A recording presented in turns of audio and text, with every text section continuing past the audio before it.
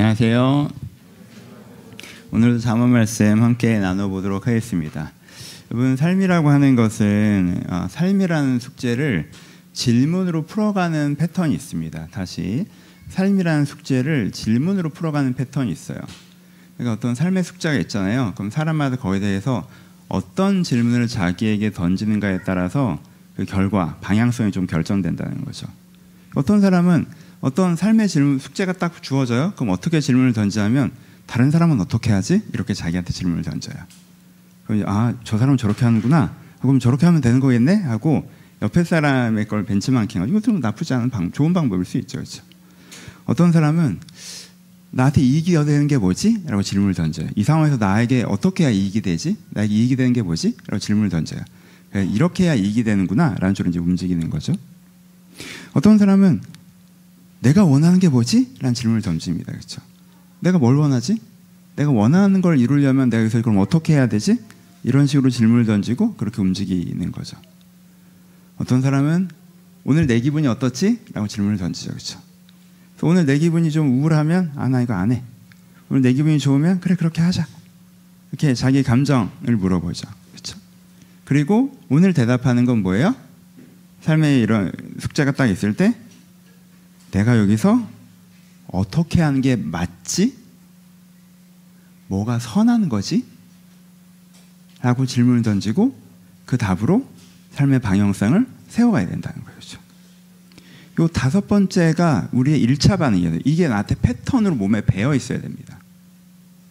이게 우리가 매일처럼 반복하는 거기 때문에 무의식적으로 지나가요. 근데 수학 문제 풀 때 그 과정을 공식을 다 안 쓰고 거의 머리에서 암산해서 쓴다고 해도 그 공식이 없는 게 아니잖아요. 그 과정이 내 머리엔 분명히 있는 거거든요. 그것처럼 대부분의 사람들한테 이 과정이 있어요.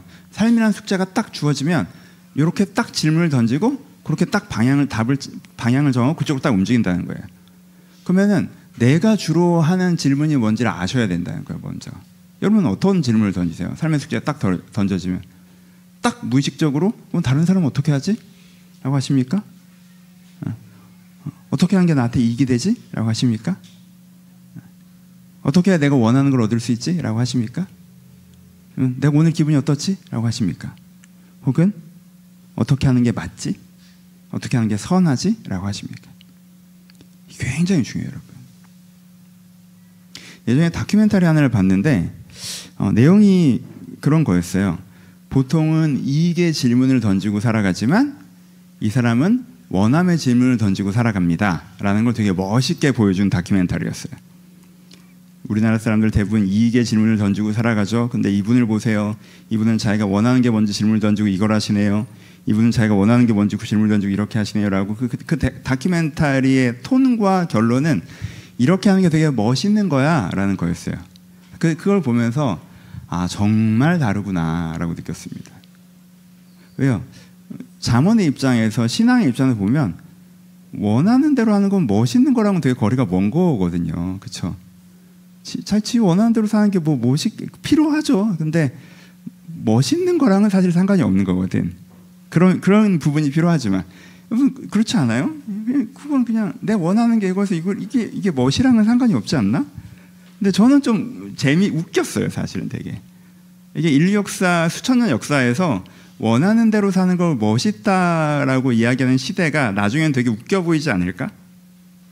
우리가 마치 어떤 다른 문명을 보면서 우리에게 좀 낯선 문명을 보면서 되게 귀를 이렇게 크게 만들어 놓은 아프리카 어떤 부족을 보면서 그걸 이쁘다고 생각하는 거야? 우리는 좀 당황스러운데? 라고 하는 것처럼 한 100년, 200년, 300년이 지난 다음에 그 당시 한국 사회 다큐멘터리를 자료를 보면서 이때는 자기 원하는 대로 살면 그걸 멋있다라고 얘기했던 거야? 선하는 건 질문도 아예 안 하는데? 그런 시대가 또 오지 않을까요? 라는 생각을 좀 했었습니다. 물론 다른 질문들이 중요하지 않다는 건 아니에요. 다른 사람이 어떻게 하는지도 보셔야 되고 뭐가 이익인지도 아셔야 되고, 그렇죠? 내 원하는 것도 돌봐야 되고 내 감정도 돌봐야겠죠. 하지만 그것보다 가장 먼저 내 인생의 방향성을 저는 최초 질문은 뭐여야 돼요? 여기서 어떻게 하는 게 맞지? 여기서 선한 게 무엇이지? 라고 생각하고 선택하는 것이 우리의 기본적인 입장이어야 합니다. 이것을 잠언에서 계속 반복하죠. 그렇죠? 오늘은 한 구절 읽었지만 잠언 2권 전체에서 이것을 계속 반복합니다. 10장부터 시작된 제가 몇 구절만 읽어드릴게요.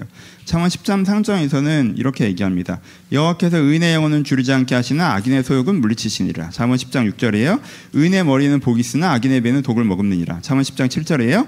의인을 기념할 때는 칭찬하거니와 악인의 이름은 썩게 되니라. 잠언 10장 11절. 의인의 입은 생명샘이라도 악인의 입은 독을 머금느니라. 그래도 몇 개 더 해볼게요. 잠언 10장 20절.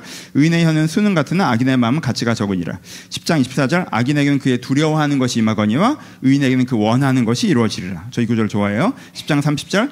악인은 영원히 이동되지 아니하여도 의인은 영원히 이동되지 아니하여도 악인은 땅에 거하지 못하느니라.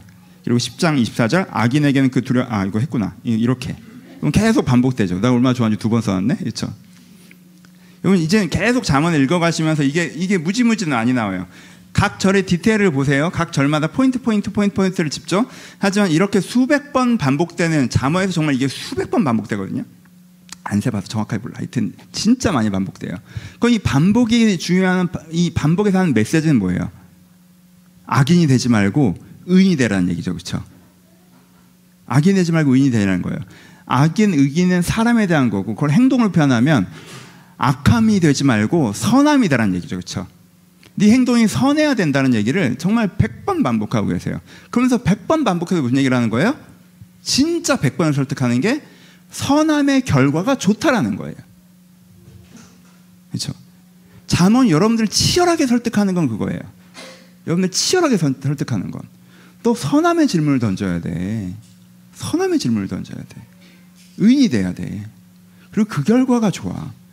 라는 게 잠언에서 굉장히 중요하게 제시하고 있는 지혜입니다. 그렇죠? 잠언에서 많은 분들이 그냥 문장들만 읽으시고 그냥 되게 뻔한 얘기가 들어간다고 생각하지만 잠언에서는 세 가지를 보셔야 된다고 말씀드렸죠.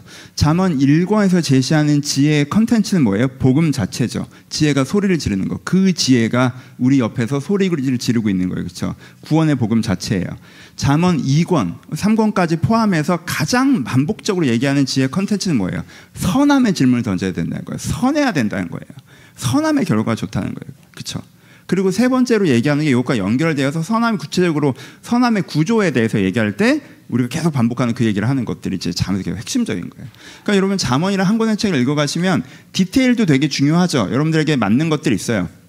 하지만 여러분 잠언이 지혜 말씀이야라고 하면서 굉장히 많은 분들이 뭐 요즘에는 안 그러지만 저 어릴 때는 그냥 그 지혜책 있죠. 이렇게 펼치면 나오는 거. 그 은근히 잘 맞는 거 아세요? 그것처럼 쓰세요. 매일 나는 잠언을 한 장씩 읽어. 그러면 한 달에 31일이니까 딱 떨어져.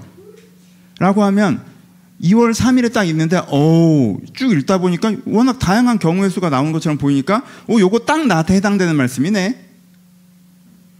여러분 그건 잠언에서 지혜를 얻는 거가 아니라고는 할 수는 없지만 되게 지엽적이에요. 잠언에서 지혜를 얻으시려면 첫 번째 복음이 지혜라는 걸 아셔야 되고 두 번째 선함이 지혜라는 걸 아셔야 되고 세 번째 이 지혜의 사고방식, 정의, 지식, 지혜, 명철, 근신, 이 패턴, 이게 사고방식 요 세 가지가 기본적으로 있으셔야 두 번째랑 세 번째 연결되는 거긴 하지만 있으셔야 잠언의 핵심은 소화를 하신 거예요. 그 다음에 그렇게 디테일로 들어가셔야 돼요. 그래서 잠언에서 계속 반복적으로 얘기하는 건 뭐예요? 선해야 돼요. 그럼 선해야 된다라고 하는데 그럼 오해를 좀 풀고 갑시다. 선해야 된다고 하면 좀 불편하게 느끼시는 분들이 계세요. 네, 선해야 된다고 할 때 불편하게 느끼시는 분들은 저는 거의 90% 이 단어의 정의를 잘못 알고 계시기 때문이라고 생각해요. 그러면 일반적으로 선함이라고 쓰는 단어의 정의와 기독교에서 선함이라고 얘기할 때 단어의 정의가 다릅니다. 일반적으로 선함이라는 단어에서 쓸 때는 어떻게 쓸 때가 많아요? 여러분 저 사람 선해? 라고 할 때 일반적인 사회에서 어떤 걸 많이 씁니까? 다른 사람한테 유익을 주면 선한 것이죠 라고 많이 얘기해요. 그렇죠? 선한 게 뭐야? 다른 사람에게 유익을 주는 거. 그게 선한 거야. 그럼 악한 건 뭐야? 다른 사람한테 피해를 주는 거. 그게 악한 거야. 그럼 악하지 않은 건 뭐야? 다른 사람한테 내가 피해는 안 주는 거. 그렇죠? 요 기준으로 보통 사람들이 생각을 해요. 그러니까 대부분 사람들이 자기가 선하다고 생각하죠. 그렇죠? 왜? 난 다른 사람한테 피해 주는 사람은 아니니까 최소한. 내가 엄청 선한 사람은 아니라도 유익을 주는 사람이 몇 명 있고 다른한테 피해를 안 주면 나는 선하다라고 생각해요. 근데 여러분 이 단어를 쓸 때 여기서 선하다고 얘기하는 할 때 이 기준은 어디서 나온 거예요? 사회가 이야기하는 선함이죠. 그렇죠? 사회라는 애가 자기 입장에서 이야기하는 선함이에요. 그리고 굉장히 이기적이고 유아틱한 정의죠. 사회가 지금 뭐라고 하는 거예요? 사회에게 물어봤어요. 뭐가 선한 거야? 나한테 잘하면 선한 거고 나한테 잘못하면 악한 거야. 이렇게 얘기하는 거예요. 5살짜리 같지 않아요? 니네 반에서 누가 착한 애야? 얘가 착해. 왜? 걔는 나한테 과자 주고 잘 놀아줘. 얘는 나빠. 왜? 걔는 내가 놀 때 자꾸 방해하고 어질러. 쟤는 나쁜 애야. 얘는 착한 애야. 얘는 선하고 얘는 악해. 기준이 뭐야? 나한테 유익이 되는가 유익이 되지 않는가. 그러니까 여러분 사회가 제시하는 선함의 기준을 여러분들의 선함의 기준으로 받아들이고 선하게 살려고 노력하시면 사회가 타인이 여러분들을 착취할 수 있어요. 그렇죠? 그렇죠? 그렇지 않아요? 여러분들 주변 사람 입장에서 여러분들이 선하면 얼마나 좋아. 뜯어먹기 좋잖아. 그렇지 않아요? 부모 입장에서 애가 선하면 얼마나 좋아. 자식 입장에서 부모가 선하면 얼마나 좋아. 나한테 잘한다는 거 아니야. 회사 입장에서 애가 선하면 얼마나 좋아. 사회 입장에서 애가 선하면 얼마나 좋아. 그 사람을 조금이라도 생각하는 거예요? 여러분 그 선함이라는 기준은 기독교에서 안 써요. 때로는 그건 되게 악하다고 기독교에서 평가합니다.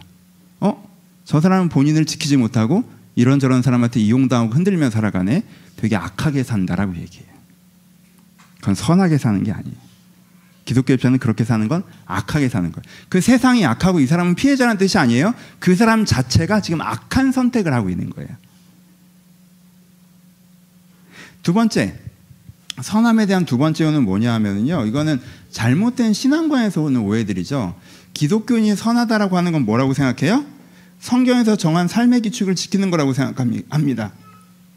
신앙적인 의무를 성실하게 이행하고 도덕적으로 보수적인 거 선한 것이라고 얘기해요. 되게 많은 분들이 또 이 기준으로 쓰세요. 저는 기독교인으로서 제가 선하다고 생각해요. 그러시구나. 왜 그러신가? 라고 했더니 막 구름 잡는 얘기를 해. 근데 이제 자세히 들어봤더니 예배, 성례, 헌금, 교제, 봉사, 구제, 전도, 선교, 기독교적 세계관, 이걸 내가 지키고 있고, 그리고 내가 성적으로 보수적이고 문화적으로 보수적으로 전통적인 가치관을 가지고, 전통적인 가족관을 가지고 있다. 그러니까 내가 선하다는 거야. 요 덕목들이 악한 건 전혀 아니고 이 덕목들의 상당수는 선하죠. 하지만 이것들을 이렇게 규칙화해서 내가 예배, 성례, 헌금, 교제, 봉사, 구제, 전도, 선교, 기독교적 세계관, 성적 보수성, 문화적 보수성, 전통적 가족관, 이걸 갖고 있으면 선하다고 얘기하는 게 기독교라는 종교는 아니죠.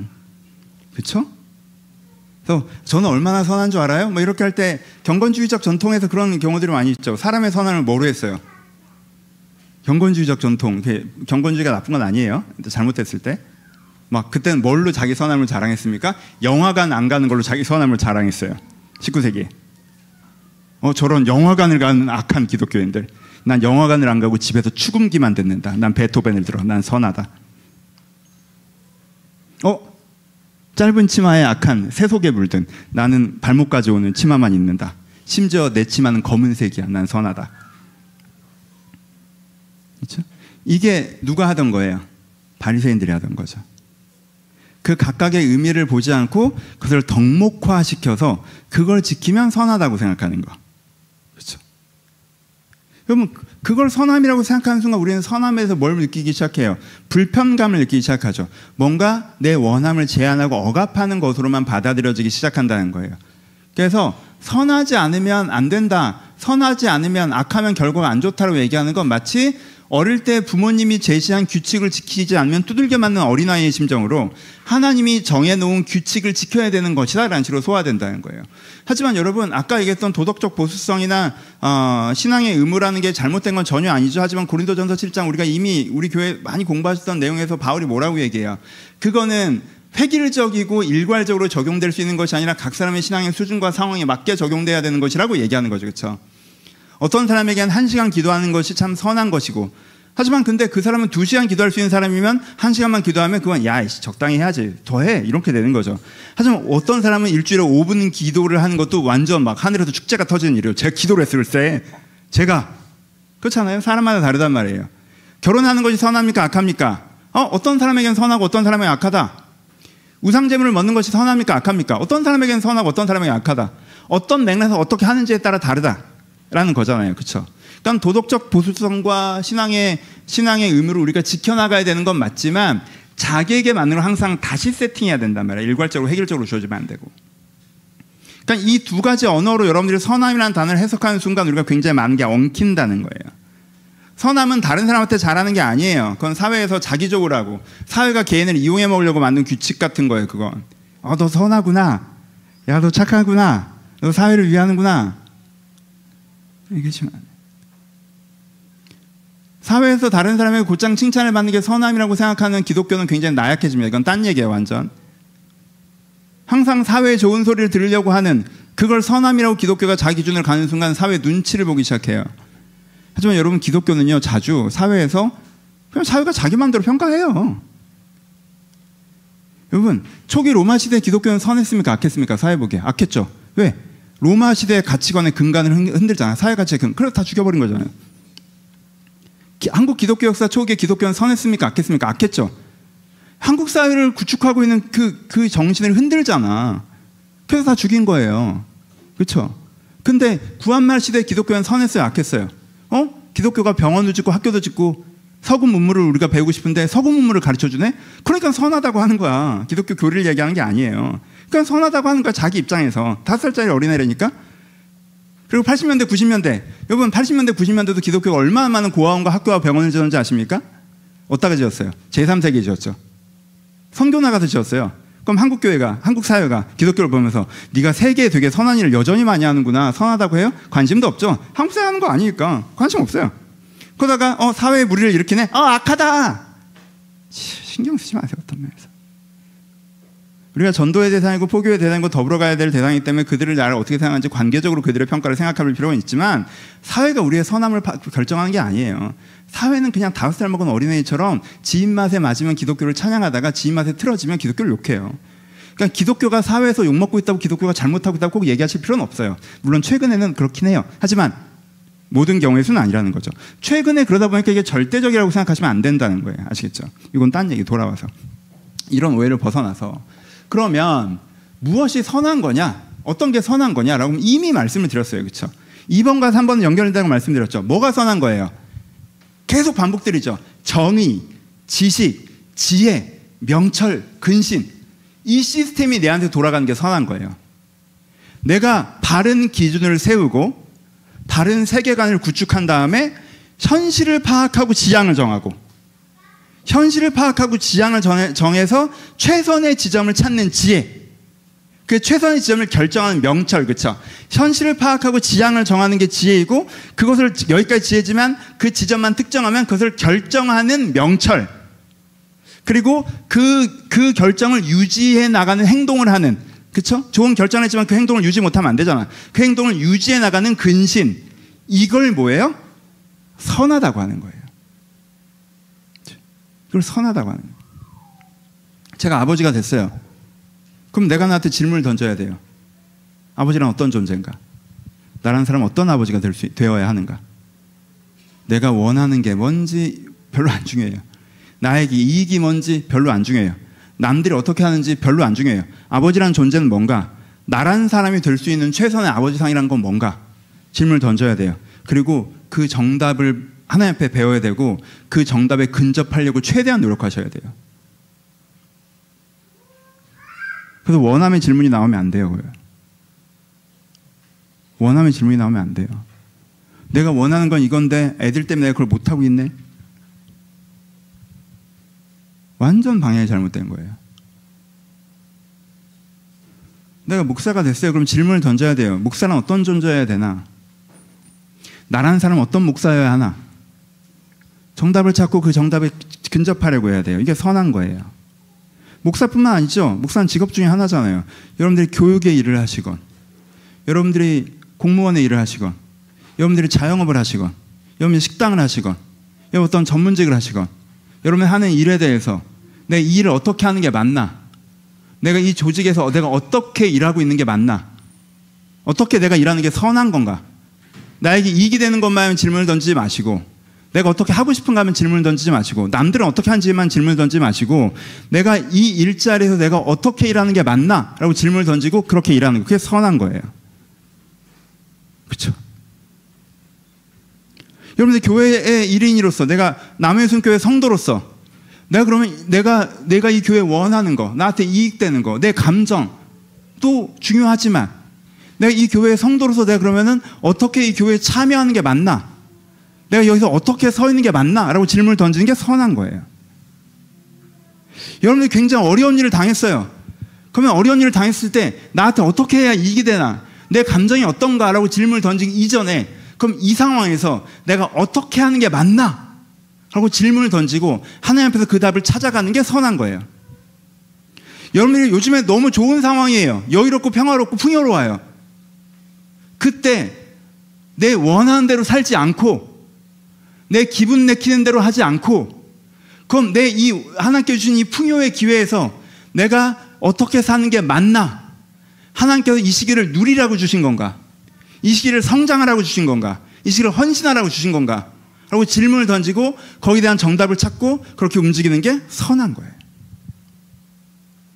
그러니까 선하다고 하는 건 어떤 그냥 남들한테 잘하면 선한 거야, 이런 유아적인 게 아니고, 이 규칙을 지키면 선한 거야 라는 이런 어떤 시스테믹한 게 아니고, 도덕적인 게 아니고, 선하다고 하는 거에 가장 중심에는 뭐가 있어요?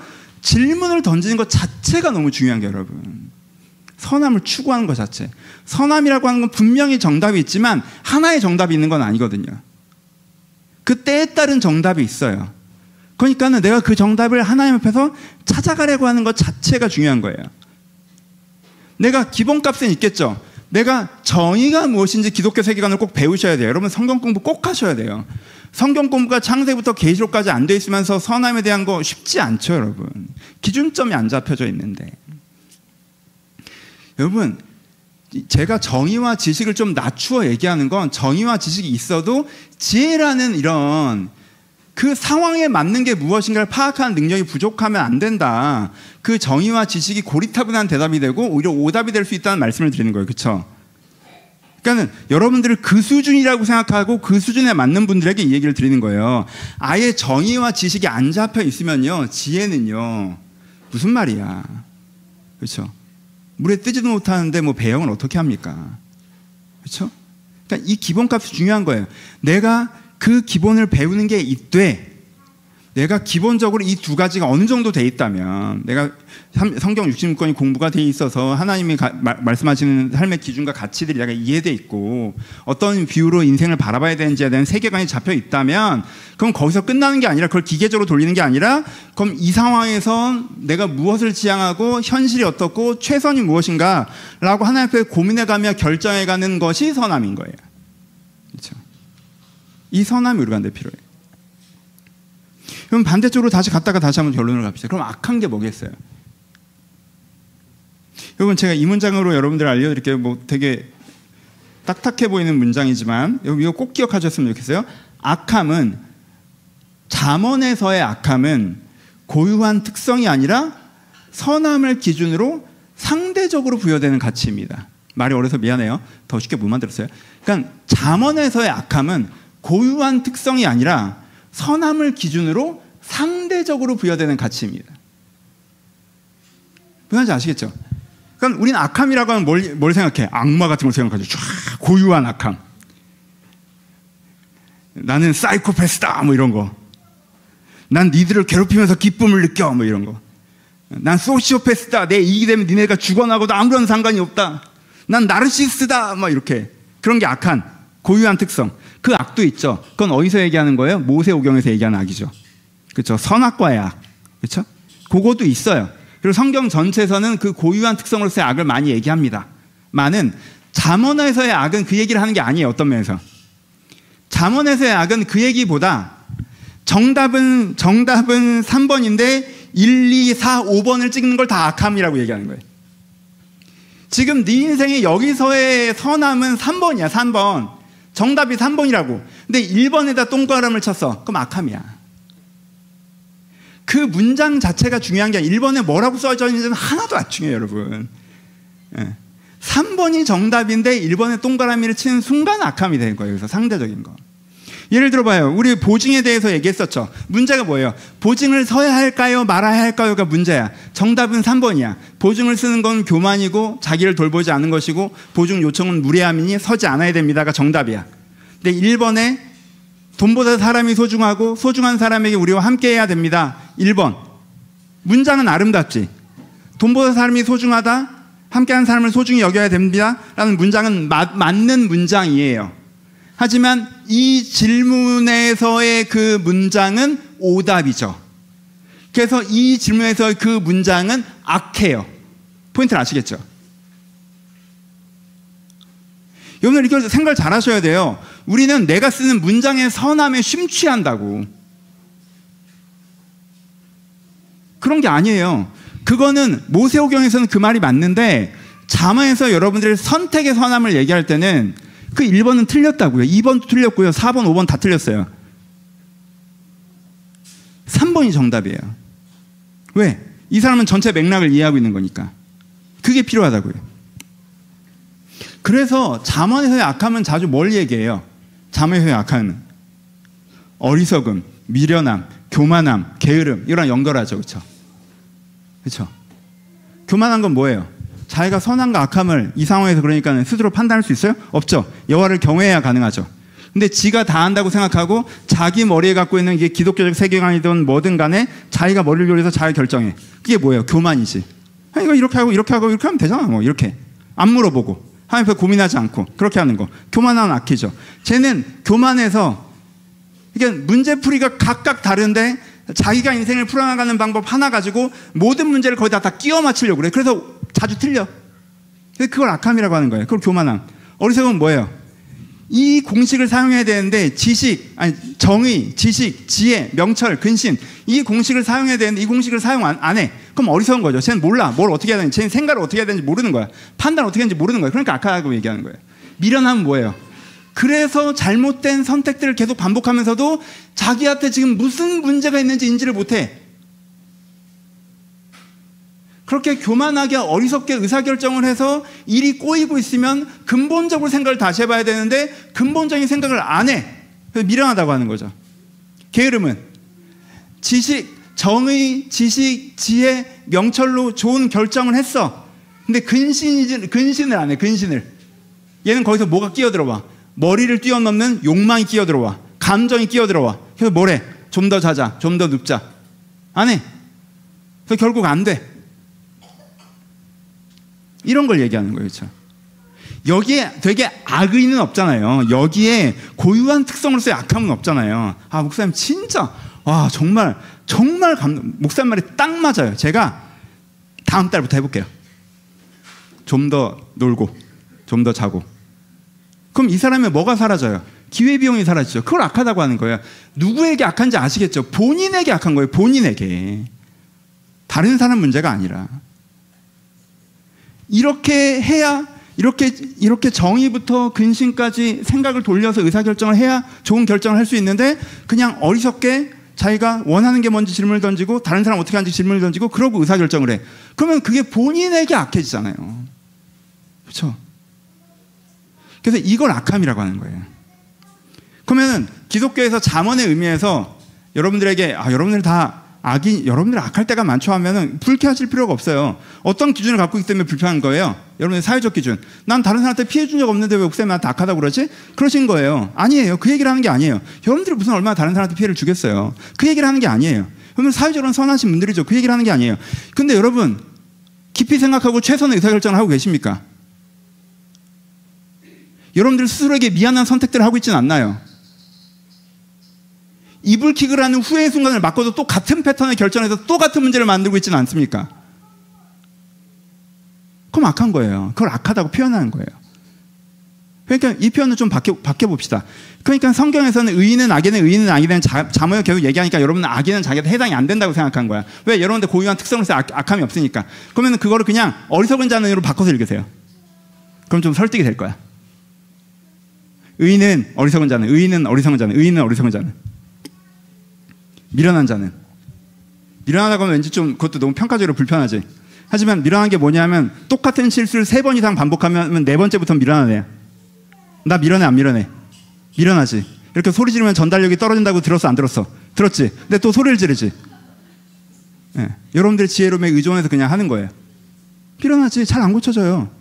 그래서 저는 성경이 저한테 악하다고 얘기해도 기분이 별로 안 나빠. 그치? 악하지. 아, 좀 선해지고 싶다. 왜냐하면 완벽한 선함은 불가능해. 선함의 빈도를 늘리는 거야. 이건 선택의 문제니까. 아, 나 좀 선해지고 싶어. 아, 나 이렇게 멍청한 선택을 할까? 난 오늘도 멍청한 선택을 했어. 근데 오늘 하루 선택 중에 이 선택은 되게 멍청했어. 설교 끝나고 내려가면 항상 아, 그 예완 하지 말걸. 그건 실수였다. 어리석다. 멍청하다. 그게 정의로웠냐? 그런 거 있잖아요. 그럼 내가 상담을 하고 돌아오면서 아, 그 말은 하지 말걸. 아, 그렇게 얘기할걸. 아, 이렇게 결정할걸. 아, 그렇게 결정하지 말걸. 이게 저만 있어요? 우리가 다 있잖아. 그 후회를 하셔야 돼요, 여러분. 내 악함에 후회를 하셔야 돼요. 그리고 내가 더 선해지고자 하셔야 돼요. 자책하라는 얘기가 아니라 선해지고자 하셔야 돼요. 내가 더 좋은 결정을 할 수 있도록. 내가 더 선해지고 싶다. 그것이 우리 가운데 필요합니다. 오늘 본문 뭐죠? 여러분, 오늘 본문 잠언 2장 1절에서 9절은요 보석함 같은 본문이라고 저는 표현해요. 정말 보석함 같은 본문이에요. 정말 너무너무 소중한 본문이에요. 근데 어떤 보석함이냐 하면 이렇게 그런 거 있잖아요. 보석함을 딱 열면 이렇게 라인이 딱 쳐져 있어서 반지 잘 꽂혀 있고 귀걸이가 쌍으로 꽂혀 있고 목걸이가 뭐 이렇게 있고 이렇게 모여 있고 이렇게 해야 좀 정리된 보석함이잖아요. 근데 제 기준에서는 어떤 보석함이냐면 그거를 섞어서 이렇게 담아놓은 보석함이에요. 1절부터 9절까지가. 그래서 귀걸이 2짝을 찾으셔야 돼. 좀 반지랑 맞는 귀걸이 세트를 좀 찾아야 돼. 이렇게 한 다음에 좀 찾아야 돼. 왜냐하면 너무 보석 같은 얘기를 1절에서 9절까지 그냥 막 다 쏟아놨어요. 그래서 1절에서 9절을 읽었는데 오늘은 거기서 저희는 한 쌍만 딱 찾을 거예요. 귀걸이 한 쌍. 귀걸이 한 쌍만 일단 딱 꺼내봅시다. 한 쌍이 뭐예요? 2절 후반절. 2절 후반절. 내 마음을 명철에 두며. 명철에 뭐예요? 아까 얘기했던 그 결정이 명철이죠. 그렇죠? 그러니까 명철을 다른 말로 하면 오늘 설명에서 선함이에요. 그렇죠? 제대로 된 결정. 그렇죠? 선함. 명철에 마음을 둬야 돼요. 이 말이 제가 설명한 거예요. 저는 이 한 문장을 계속 설명한 거예요. 이 말을 설명하면 어떻게 되는 거예요? 내가 어떤 인생의 문제가 생겼을 때 어떻게 하는 게 선한 걸까? 뭐가 맞지? 이게 명철에 마음을 두는 거예요. 명철에 마음을 두지 않는 건 그냥 자기가 다른 질문을 던지고 의사결정을 하는 거지. 명철에 마음을 둬야 돼요. 이걸 내가 잘 결정해야 되는데, 내가 명철해야 되는데, 내가 정답에 딱 찍어야 되는데 내가 명철해야 된단 말이야. 아, 근데 내가 이걸 어떻게, 이게 뭐가 명철일까? 라고 마음을 둬야 돼요. 마음을. 질문을 던지는 거. 일단 귀걸이 한 쌍만 짜줄게요. 그러면 그 다음에 9절 후반절. 모든 선한 길을 깨달을 것이라. 이걸 여러분 한 문장으로 연결할 수 있습니다. 내 마음을 명철해 두면 모든 선한 길, 여러분들의 모든 케이스에서 가장 좋은 선택, 가장 선한 선택을 깨달을 수 있어요, 여러분. 그래서 명철에 마음을 두시고 모든 선한 길을 깨닫기를 희망하세요. 이게 중요해요. 이걸 문장을 연결해서 여러분 마음에 품으세요. 하나님, 제가 명철의 마음을 두며 모든 선한 길을 깨닫길 바랍니다. 하고 이것을 한 문장으로 읽으셨으면 좋겠어요. 귀걸이 한 쌍처럼. 근데 왜 딱 그렇게 되진 않냐? 이게 왜 그렇게 서 있진 않냐? 근데 그 과정을 설명한 거예요. 그 중간에 뭐뭐가 필요하다고 해요. 그냥 오늘은 이건 짚고만 넘어갈게요. 이거 하나하나를 설교할 수 있으니까 짚고만 넘어가면, 명철을 마음에 두면 모든 선한 길을 깨달아요. 근데 그 과정에 단계가 있기는 하죠. 어떤 단계가 있어요? 명철에 마음을 두는데 어떻게 해야 돼요? 간절함이 필요하다고 하죠. 명철을 얻으려고 소리를 높여야 된다고 얘기해요. 그렇죠? 이거 간절해야 돼. 아, 그래? 뭐가 선한 걸까? 이러면 안 되고 간절해야 돼. 간절해야 돼요. 간절하다는 게 뭐예요? 거기엔 겸손이 들어가 있죠. 내가 되게 잘하는데 간절한 사람은 없죠. 그렇죠? 그렇죠? 겸손이 들어가는 거예요. 간절한 거. 그렇죠? 그 다음에 뭐 해야 돼요? 그 다음엔 정의, 지식, 지혜가 필요하다는 걸 인지하고 있죠. 이것을 동시에 구하죠. 그렇죠? 본문을 보면 지식을 불러 지혜의 귀를 굴리고 지식을 불러 구하며 이런 거랑 연결해서 명철을 얘기해요. 그렇죠? 그러니까 명철에 이르기 전에는 뭐가 필요하다? 정의, 지식, 지혜가 필요하다. 그러니까 이것도 같이 구해야 된다는 거죠. 그렇죠? 그 다음에 뭘 얘기합니까? 그 다음에 이 지혜의 핵심은 은혜라는 것들의 근거를 두고 하나님 경외를 해야 된다고 얘기해요. 이것을 누구에게 구해야 된다? 하나님께 구해야 된다고 얘기하는 거죠. 그렇죠? 그러니까는 명철을 마음에 두고 명철을 깨닫기까지, 내가 선한 길을 깨닫기까지 과정이 있는데 처음에는 간절함이 필요하고 두 번째는 명철 한 장면을 구하기 위해서는 프로세스, 내가 선함, 지식, 지혜라는 단계가 있다는 걸 인지하는 걸 알고 그것을 총체적으로 구하고 세 번째는 그것이 하나님으로부터 온다는 알아서 경외함으로 은혜를 구함으로 이것을 내가 배워야 된다라고 그 과정도 같이 설명하고 계시죠. 그렇죠? 근데 일단 오늘 제가 강조하고 싶은 건, 이걸 다 알고 있다면 설교가 너무 길어지라고, 이걸 다 강조하고 저는 첫 단추를 강조하고 싶은 거예요. 여러분, 첫 단추를 끼는 게 너무너무 중요해요. 그러면 그 다음 단추를 끌어갈 수 있거든. 첫 단추가 너무 중요해. 여러분, 인생에 여러분들의 삶의 현장으로 딱 돌아갔을 때는 이 지혜 뭐 이런 일 아무리 들어도 삶에 돌아갔을 때는 어떤 상황이 딱 생기면 그럼 남들은 어떻게 해? 이래버리면 끝이야. 하나님, 내 아이를 어떻게 키울까? 이러고 하나님께 물어보셔야지. 근데 남들은 어떻게 키워? 이런 끝이야. 사실 거기 하나님 응답이 들어가고 명철이 있을 수가 없어. 하나님, 내 먹고 사는 문제 하나님 어떻게 하는 게 제가 지금 최선, 내가 맞는 선택입니까를 묻지 않고 남들은 어떻게 해? 하면 끝이야. 사실 그럼 그 다른 벌써 의사결정이 끝났잖아. 그럼 거기서 기도하라고 하면 어떻게 해? 남들 하는 대로 결정해놓고 이거 잘 되게 해달라고 기도하는 거잖아. 이렇게 되면 꼬이는 거지. 포인트를 아시겠죠? 그러니까 여러분, 이 첫 단추를 끼셔야 돼요. 어떤 상황에서 내가 직업을 선택하고 직장에서 일을 하고, 여러분 사실 여러분 직장에서 어떻게 일하고 계십니까? 여러분 되게 좋은 그리스도인인데 되게 별로인 사회인이 보통 어떻게 되는 거예요? 질문 때문에 달라지는 거죠. 교회 오시면 어떤 질문을 던져? 내가 남의 숨 성도로서 어떻게 하는 게 맞을까? 라고 하고 교회에서는 그 질문으로 신앙생활을 하셔. 교회 생활을 하셔. 그럼 교회에서 보기엔 너무 선한 분이죠. 이게 사라지는 건 아니야. 근데 직장 가면 어떻게 질문을 던져? 어떻게 해야 내가 이익이 되나? 이 질문으로 움직여. 그럼 직장에서는 선한 사람이 아닌 거죠. 그렇죠? 그 사람의 본질이 선하지 않아서가 아니에요. 본질이 선하지 않아서가 이중적이고 나쁜 사람이란 게 아니야. 그 사람이 첫 질문을 던지는 습관과 패턴의 문제라고. 그러니까 여러분들이 이것을 꼭 여러분들의 마음에 새기셔서 악해지지 않고 선해지셨으면 좋겠습니다. 마지막 이야기 하나 하고 마무리할게요. 제가 좋아하는 장면. 저 뮤지컬 영화 레미제라블 되게 좋아해요. 다 아시죠? 영화도 되게 여러 번 봤고, 이번에 이한이랑 첫 번째 뮤지컬로 해서 같이 제가 거금을 투자해서 첫 뮤지컬은 이런 기독교적인 걸 봐야 될 것 같아서. 그렇잖아요. 여러분, 다른 되게 유명한 뮤지컬들 다 주제에 복음이 있습니까? 시카고에 무슨 복음이 있어? 진짜 이런 걸 봐야지. 응? 위키드에 무슨 복음이 있어? 없잖아. 이걸 봐야지. 그치? 레미제라블 봐. 다 랩 뮤지컬 좋아해. 장발장이 자기 신분을 숨기고 시장이 됩니다.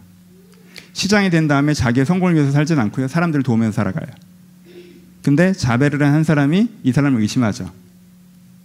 그래서 이 사람의 본래가 장발장인 걸 밝혀내려고 해요. 하지만 알아봤더니 다른 데서 장발장이 이미 체포됐다는 걸 알죠. 그래서 자베르에 가서 사과를 합니다. 제가 오인했다고, 저를 자르시라고. 장발장이 그 얘기를 듣고 갈등을 시작하죠. 그때 나오는 노래가 후에마이예요. 여러분, 시간 되시면 이번 주 한번 꼭 보세요. 후에마이. 뭐에 질문을 던지는 거예요? 이 상황, 이 삶의 숙제 앞에서 선함의 질문을 던지는 거죠. 난 누구냐? 거기에서 이 장발장의 대답은 뭡니까? 나는 하나님의 은혜로, 하나님의 긍휼로 선함을 추구하는 사람이에요. 그게 자기 자신이에요. 그게 신부에게 용서를 받고 자기가 깨달은 자기 모습이에요. 난 하나님의 긍휼로 선한 삶을 살아가는 사람이에요. 그게 자기 자신이에요. 근데 지금 여기서 내가 나 자신을 밝히지 않으면 난 어떤 사람인 거예요? 어떤 사람인 거예요? 난 나의 이익을 위해서 다른 사람의 피해를 모른 척하는 사람이 되어버리는 거죠. 난 그럴 수가 없어요. 왜? 후회마이. 난 그런 사람이 아니니까. 난 그런 사람이 아니니까. 그래서 장발장이 어떤 선택을 해요? 자기를 드러내는 선택을 하죠. 그 노래가 제가 좋아하는 이유는 그 갈등이 느껴져서예요. 그 갈등이 느껴져서 원함으로 하면 가만히 있으면 되잖아.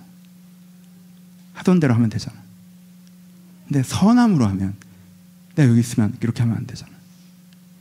그래서 그 극 전체를 보시면 제 기준에 목사는 그렇게 보잖아. 어떻게 목사 입장에서는 그 극 전체는 이 사람이 자기 자신으로서 살아가는 이야기예요.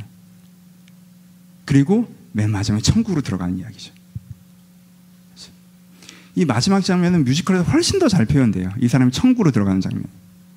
그냥 결국은 내가 원함으로 생각했을 때는 어리석은 선택을 여러 번 반복하지만 사실 선함으로 이야기할 때는 항상 바른 선택들을 해왔고, 그래서 그 사람이 천국으로 인도되는 스토리 여기가 짜져 있어요. 거기에 핵심적으로 나오는 노래가 이 후에마이라는 노래예요. 여기서 신분을 속이는 행동의 의미의 변화도 나타나 있어요. 그런 상황이 일어나기 전에 이 사람이 자기 신분을 속였던 건 선한 거였어요. 사회 구조적인 악에 의해서 나를 지키는 방법이 내 신분을 속이는 거였어요. 하지만 이 상황이 되면 자기 신분을 속이는 건 더 이상 선한 일이 아니에요. 여기서 내가 신분을 속이는 건 내가 타인의 고통을 외면하면서 나의 이익을 챙기는 게 되는 거죠. 그러니까 어떤 행동 양식 하나의 선함과 악함이 달려있는 게 아니에요. 같은 행동을 쭉 해오더라도 어제까지 선한 행동이었던 게 오늘 그걸 유지하면 악한 행동이 될 수 있는 것이고, 다른 모든 사람이 악한 행동을 얘기하는 것도 사실 이 시점에 나에게는 선한 행동이 될 수 있는 것이고, 다른 모든 사람이 선한 행동이라고 얘기하는 것도 사실 이 시점에 내가 하는 것은 악한 행동이 될 수 있는 거예요. 그건 내가 누구인가? 하나님께 무엇을 원하시는가? 하는 질문에서 답을 다시 찾아야 되는 문제라는 거예요. 여러분, 이런 갈등과 고민의 순간들이 우리 가운데 필요합니다. 이 순간에 갈등조차 하지 않고 내 이익이 되니까 그냥 쓱, 내 기분이 그러니까 그냥 쓱, 남들 그러니까 그냥 쓱, 그 순간을 뭉개버리는 것이 우리 가운데 잠언에서 얘기한 악인은 이렇게 된다라고 하는 결정적인 문제를 내가 만드는 게 될 수 있어요.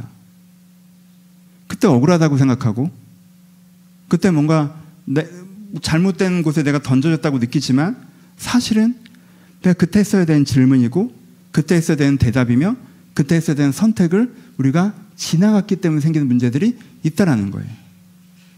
그래서 잠언을 펼친 다음에 겸손해지셔야 돼요.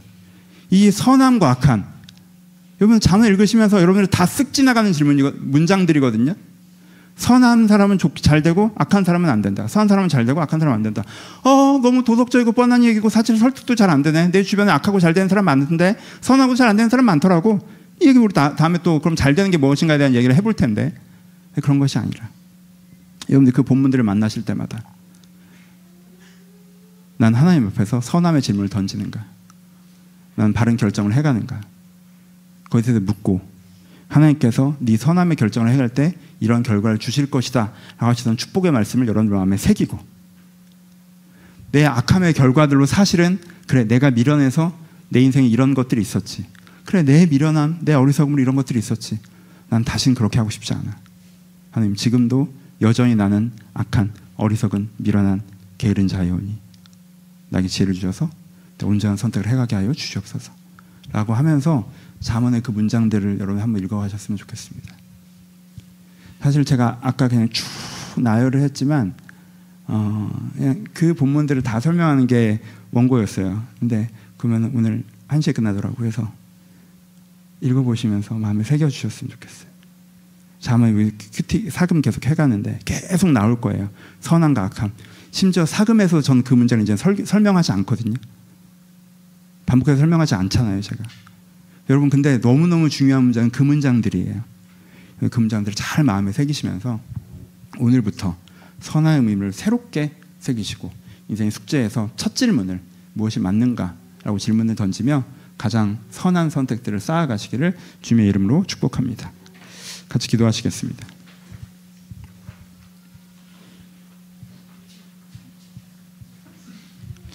여러분 잠언을 볼수록 정말 지혜가 필요하지 않습니까?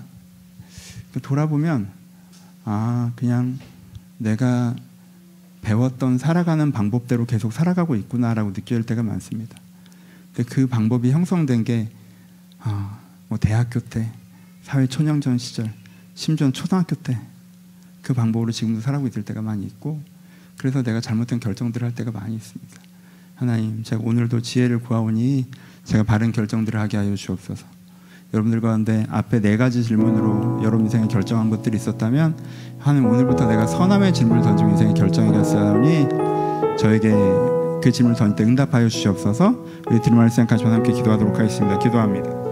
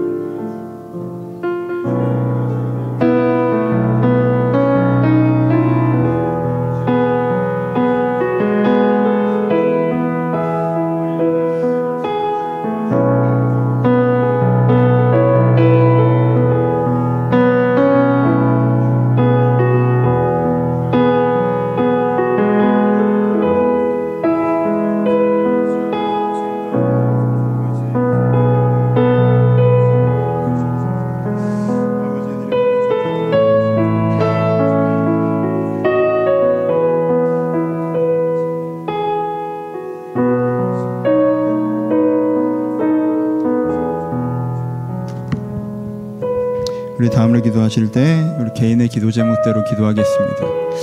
막상 되게 막막합니다. 그리고 여러분들이 그 막막함에 쓰셨으면 좋겠어요. 하나님, 함의 돌보심이 필요한데 내 경제적인 부분에, 내 관계적인 부분에, 내 내면적인 부분에, 내 자녀의 문제, 내 진로의 문제, 주님의 돌보심이 필요한데 무슨 말인지는 알겠는데 막상 그래서 어떻게 될지 잘 모르겠습니다. 주님, 저에게 지혜를 주시고 제가 좋은 선택을 하게 하시되 제가 잘못된 선택들이 있다 할지라도 주님께서 개입하셔서 내 영역 가운데 주님께서 은혜를 베풀어 달라고, 하나님, 제가 하나님과 함께 이곳을 잘 만들어가기도 소원하나 주님의 강권적인 돌보심도 필요하오니 저를 도와달라고, 여러분 도움이 필요하신 그 영역에 주님의 도우심을 구하시면서 우리 함께 기도하기를 소원합니다. 기도하겠습니다.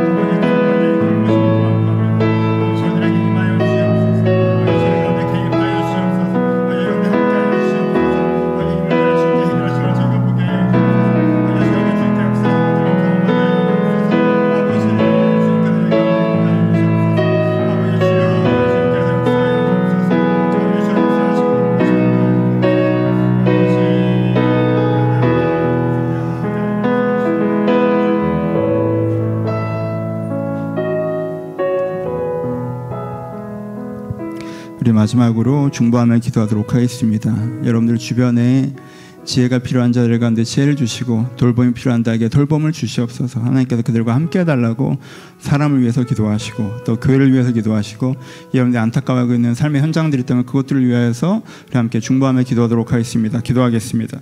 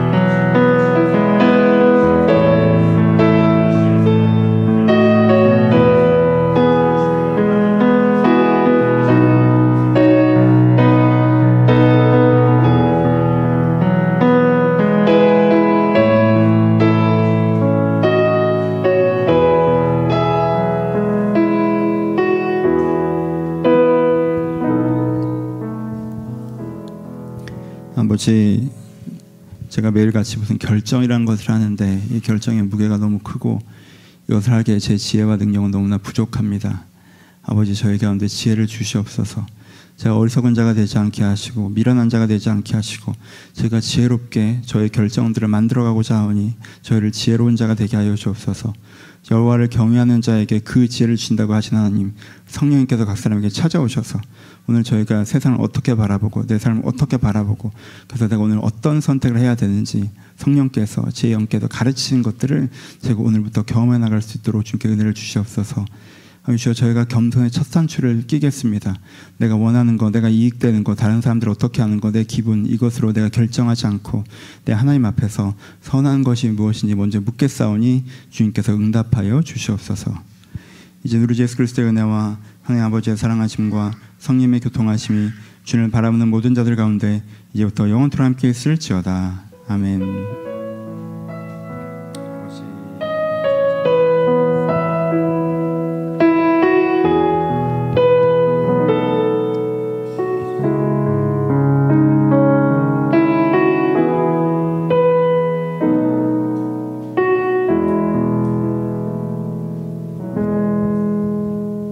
서로 주인